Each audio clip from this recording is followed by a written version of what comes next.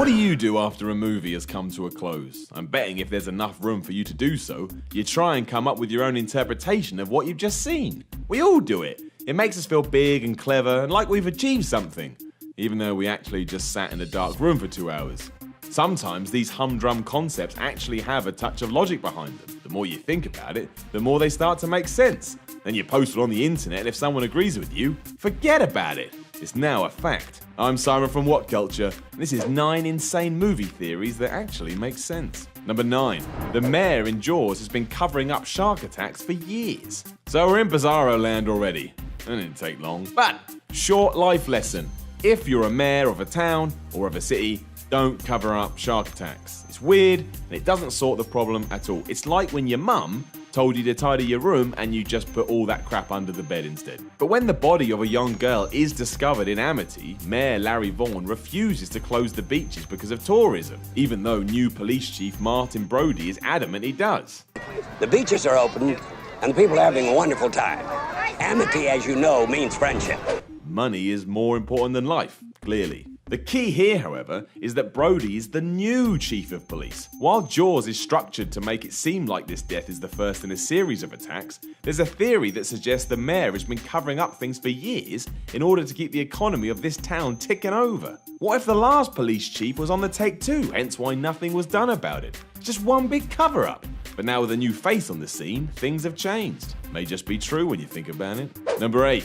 Gandalf actually told the Fellowship to use the eagles in the Lord of the Rings trilogy. You know the stupidest thing about Lord of the Rings? Frodo f***ing walks to Mount Doom. He walks! Which is even dumber because Gandalf can summon massive eagles that will literally fly you anywhere you want to go. And guess who's right there in front of your face? F***ing Gandalf.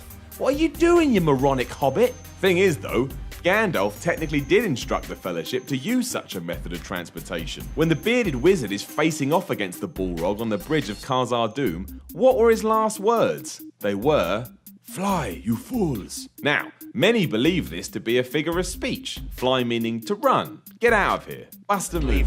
Get out! Out! But what if Gandalf meant it literally as in, fly in the air on a massive bird? They really could have saved themselves a lot of time and a lot of hassle. Number 7. The Big Lebowski is based around the cards in a tarot deck.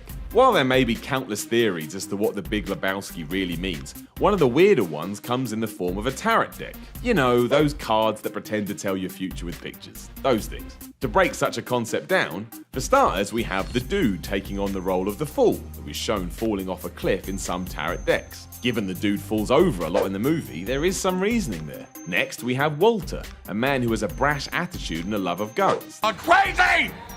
Therefore, he is similar to Justice. As for Donnie, he's Star, and that's why there's a star on his urn. Pretty far-fetched, right? But some people have truly bought into it hook, line and sinker, even though it's probably nonsense. Number 6. The little kid at the end of Forrest Gump isn't actually Forrest Gump's son. Right, this one is just mean. The ending of Forrest Gump is one of the saddest and most poignant in all of movies. Don't screw around with it. And yet the internet already has. To be fair, we do not know for sure that Forrest Jr. is actually Forrest Gump's son. We're asked to believe that love interest Jenny is just telling the truth. So, with that said, some people think Jenny knew she was dying, so lied to Forrest about the child, knowing he would take care of it as if it was his own. In short, she was protecting her son's best interests. That also makes Jenny a sociopath and turns the film right on its head. So I refuse to believe that one. Onwards we go. Number 5. Alfred is actually Bruce Wayne's father in the Dark Knight trilogy. There's no two ways about it. Alfred is a damn good butler. Given that his main role should just be cooking and cleaning, he goes out of his way to do almost everything he can for Bruce Wayne. The billionaire would be nothing without him. It's almost like he's a father figure. But what if he's actually just the father? One theory notes that Martha Wayne had an affair with Alfred and that Bruce is his actual son, hence why he treats him the way he does. He can't tell Master Wayne that though because, well, look at the man. He's screwed up enough as it is. Plus, it would be the end of Batman and, as Alfred himself says, Gotham needs Batman. So maybe it's true. Number 4. Stan Lee is the Watcher of the universe in every Marvel movie. Stan Lee appears in every Marvel movie you can think of, always making sure he has a cameo role. It's a nice thing to look out for so you can kick your buddy in the shin during the film and shout, "There's Stan Lee!" How do you like it, huh? You jerk! It's a lovely moment for both yourself and the dozens of other people in the cinema you've just pissed off. What if his role is bigger though? Many hardcore comic fans believe that Lee is actually a watcher, which when it comes to Marvel are omniscient beings whose job it is to keep an eye on things and then note it all down. And let's face it, he is there in every movie doing just that. At least it gives him a reason to be there other than just, "I'm Stan Lee, put me in the movie." Although he did create Marvel, so I guess that's fair. Number 3. Cobb's totem in Inception wasn't the spinning top, it was actually his wedding ring. When you're jumping through dreams within a dream in a dream that's in another dream, you gotta have a totem. In short, it's a way of figuring out where the hell you currently are because you chose a line of work that's no good for anyone's mental health. In Inception, Leonardo DiCaprio's Dom Cobb has a spinning top to signify this. If it spins forever, he knows he's in a dream. If it fails, he's not.